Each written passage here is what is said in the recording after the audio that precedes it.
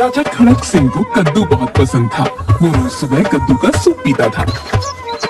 एक बार सुबह का समय था, अचानक राजा जोर से चिल्लाया, मेरा कद्दू का सूप कहाँ है? जब तुम्हें पता है कि मुझे सुबह आँख खुलने के साथ अपने सामने कद्दू का सूप चाहिए होता है, तो रोज इसे लाने में देर क्यों होती है? न जाने राजा का ये कद्दू प्रेम हमें कहाँ ले जाएगा। मैंने कौन से ऐसे पाप किए थे जो मुझे कद्दू प्रेमी पति मिला। रानी राजा से बहुत प्यार करती थी, लेकिन वो राजा के कद्दू प्रेम से बहुत परेशान थी। राज्य में दूसरी सब्जी देखने को भी न मिलती थी। राजा ने सैनिकों को आदेश दिया हुआ था, याद रहे, राज्य में सिर्फ कद्दू की खेती करने की अनुमति है। अगर कोई कद्दू के सिवा किसी और चीज की खेती करेगा तो उसे राज्य से निकाल दिया जाएगा और उसके सारे खेत हमारे खेतों में मिला लिए जाएंगे। अब तो राज्य में हर तरफ कद्दू ही कद्दू दिखने लगे और फिर राजा का जुनून इतना बढ़ गया कि उसने अपने राज्य के शाही मिस्त्री को बुलवाकर आदेश दिया, हमारा नया राजमहल बनाया जाए जिसका आकार कद्दू की तरह हो, रंग रोगन सब कुछ कद्दू की तरह ही हो। महल में जितनी भी चीज है वो सब कद्दू के आकार और रंग जैसी होनी चाहिए। इतना ही नहीं, सनकी राजा ने प्रजा के कपड़ों पर भी कद्दू बनाने का आदेश दे दिया। राज्य में अरे भाई, ये हमारा कद्दू राजा, अरे मतलब कद्दू प्रेमी राजा, इसने तो सारी प्रजा के नाक में दम कर रखा है। भाई हमारे कद्दू महाराज को कोई बताओ, मैं मरने से पहले कद्दू नहीं खाना चाहता, कोई और लजीज व्यंजन खाना चाहता हूँ। अरे भाई लोगों, भूल जाओ, अब तो राज्य का नाम भी बदलकर कद्दू ही न रख दिया जाए। धीरे धीरे हर तरफ कद्दू ही कद्दू दिखने लगे। लोग राजा की सनक से परेशान होने लगे, लेकिन राजा को कोई फर्क नहीं पड़ा। बल्कि एक दिन उसने अपने राज्य के सुनार को बुलवाया, हमारी प्यारी रानी के लिए नए जेवर बनाए जाएं। ये सुनते ही रानी बहुत खुश हो गई और सोचने लगी, राजा मुझसे कितना प्रेम करते हैं, मेरे बिना कुछ कहे हमेशा मेरी कितनी फिक्र करते हैं, मैं बेकार ही दुखी रहती हूँ। तभी राजा ने कहा, लेकिन रानी के नए जेवर कद्दू के आकार और प्रकार के होने चाहिए। उन्हें पहनने के बाद हमारी रानी सबसे अलग दिखे। ये सुनकर रानी को बड़ा गुस्सा आया। वो मन में बोली, इन्हें एक कद्दू से ही शादी कर लेनी चाहिए थी। कद्दू खा खा कर मन नहीं भरा तो राजमहल कद्दू के आकार का बनवा दिया, कपड़े कद्दू के प्रिंट के बनवा दिए, और तो और अब जेवर भी कद्दू जैसे बनवा रहे हैं। अब तो सिर्फ मैं ही बची हूँ। क्या पता कुछ समय में राजा ये भी आदेश दे दे कि हमारी रानी को कद्दू बना दो। रानी को बहुत गुस्सा आया। सुबह के नाश्ते से लेकर रात के खाने तक कद्दू की बनी चीजें परोसी जाती हैं। कद्दू की सब्जी, कद्दू की पूरी, कद्दू के चावल, हर चीज में कद्दू कद्दू कद्दू। अब ये कद्दू से ही बात करें, मैं इनसे बात नहीं करूंगी। रानी ने राजा से बात करना बंद कर दिया। राजा को इस बात से कोई फर्क ही नहीं पड़ा। एक सुबह राजा फिर चिल्लाया, आज मुझे कद्दू का बना कोई नया व्यंजन खिलाया जाए। जी महाराज, जैसी आपकी आज्ञा। सेवक रसोई में जाकर बड़बड़ करने लगा। सेवक मन ही मन कहने लगा कि राजा एक दिन अपने साथ साथ मुझे भी पागल कर देगा।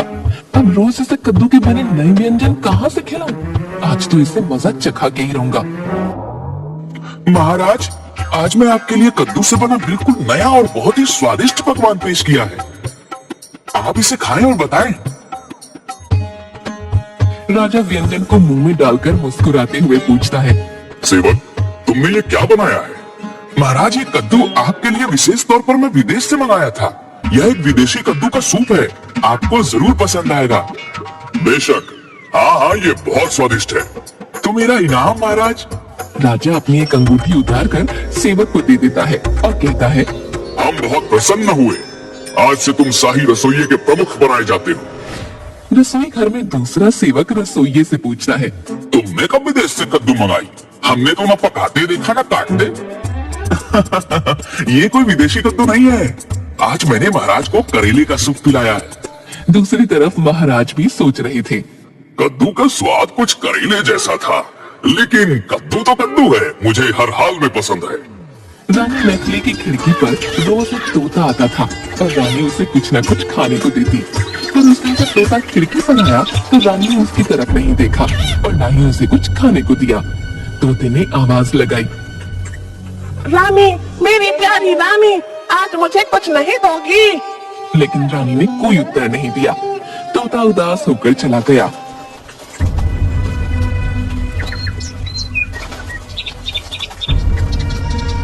दूसरे दिन फिर तोता आया और उस दिन वह खिड़की से अंदर आकर रानी के सामने बैठ गया।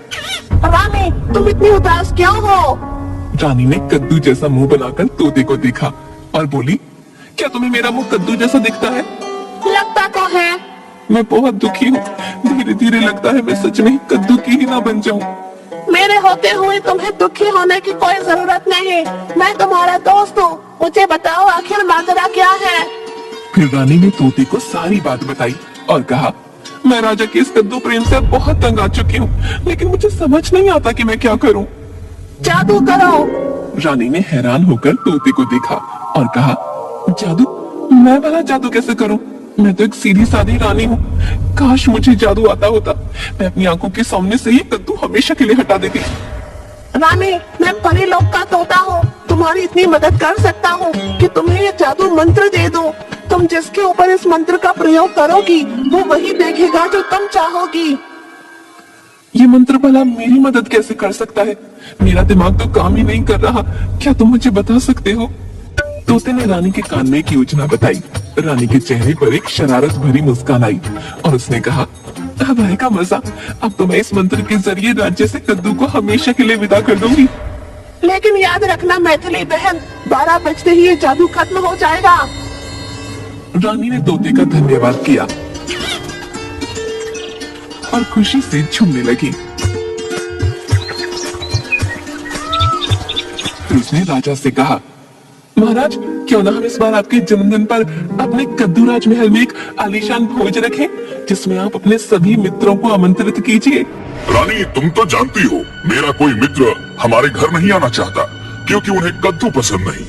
आप मुझे बताइए किस किस को बुलाना है?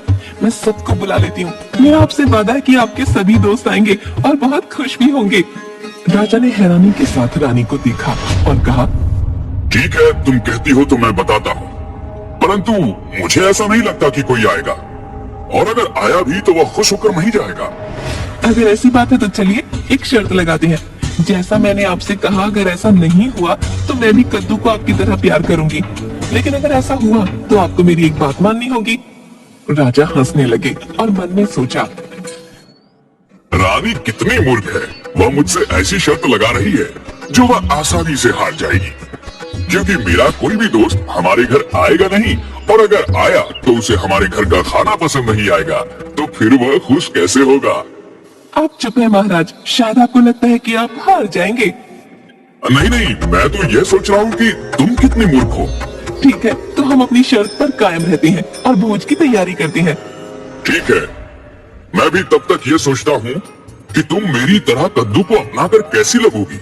राजा मुस्कुराया और वहाँ से चला गया। रानी ने भी एक शरारत भरी मुस्कान भरी और भोज की तैयारी में लग गई। सबसे पहले रानी ने राजा के सभी दोस्तों को बुलाने के लिए एक निमंत्रण पत्र लिखा। आज शाम की पार्टी में अगर आपको कहीं पर कद्दू दिखता है या कद्दू से बना कोई भोजन मिलता है तो राजा खड़क सिंह अपना आधा राज्य आपको दे देंगे। जब ये निमंत्रण पत्र राजा के मित्रों को मिला, उन्हें बड़ा आश्चर्य हुआ। कद्दू प्रेमी खड़क सिंह ने ऐसा निमंत्रण पत्र कैसे भेजा है जिसे कद्दू के सिवा कुछ भी पसंद नहीं?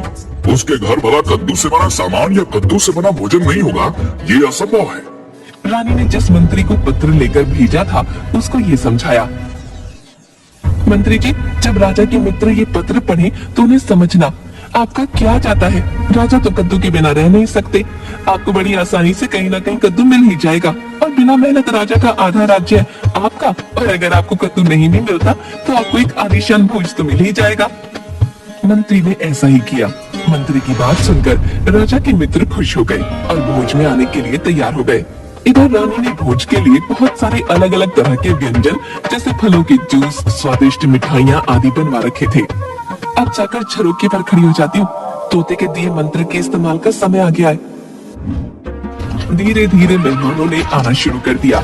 रानी महल के बाहर एक झरोखे के पास से हर आने जाने वाले राजा के ऊपर तोते का दिया मंत्र पढ़ने लगी।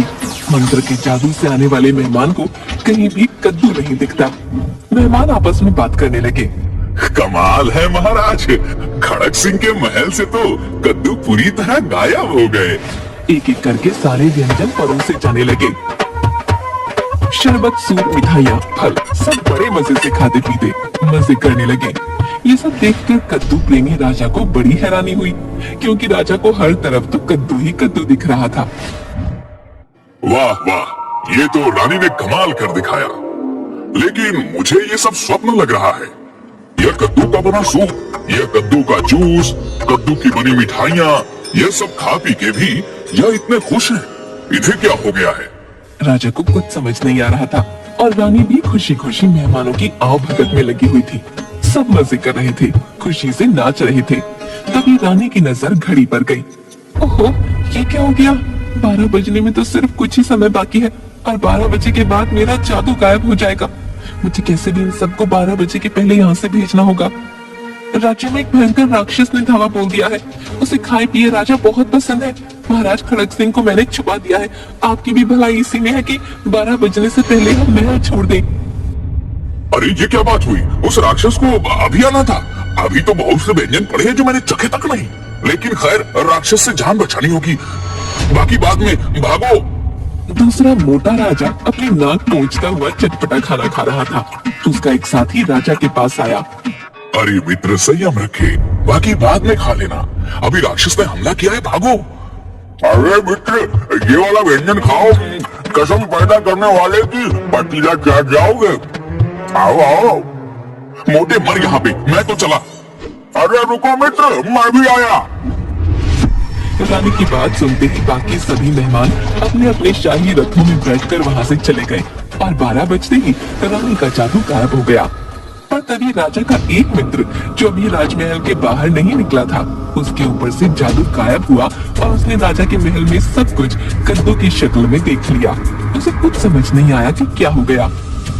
अभी तो यहाँ कहीं भी कद्दू नहीं था, अब यहाँ हर तरफ कद्दू दिख रहे हैं। रानी ने राजा के मित्र को देखा और वह समझ गई।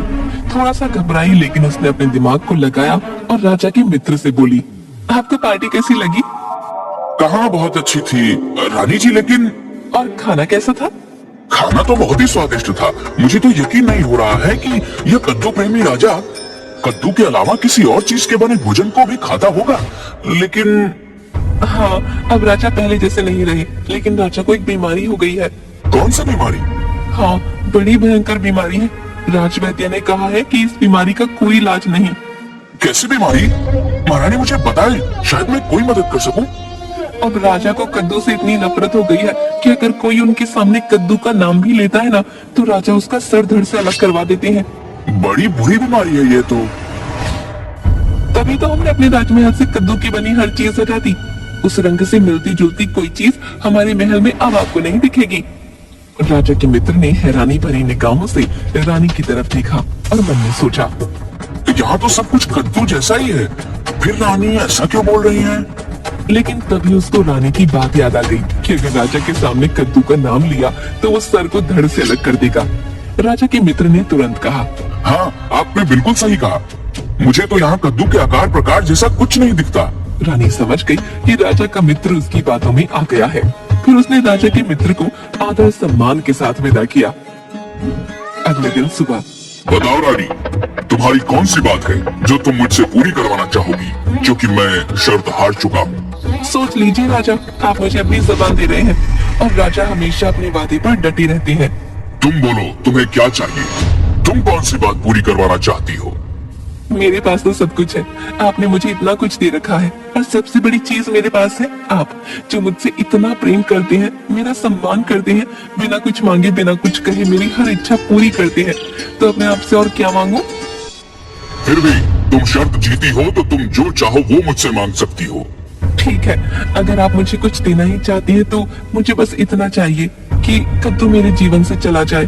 बस इतना ही, उससे ज्यादा कुछ नहीं।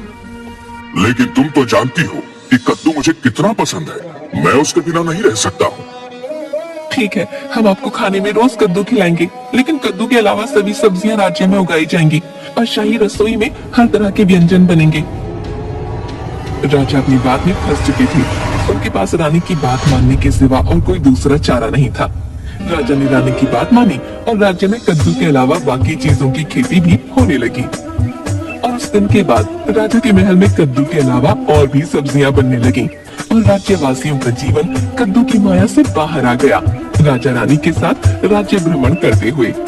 अरे वाह रानी साहिबा, राज्य में ये रंग बिरंगे फूल और हरी भरी तरह तरह की सब्जियां बहुत ही खूबसूरत लग रहे हैं। यही तो महाराज, देर आए लेकिन दुरुस्त आए। अभी राज्य में सब लोग खुश हैं। वो तो ठीक है, लेकिन कहीं कद्दू दिखाई नहीं पड़ रहे। मेरा मन तो कद्दू का सूप पीने को कर रहा है।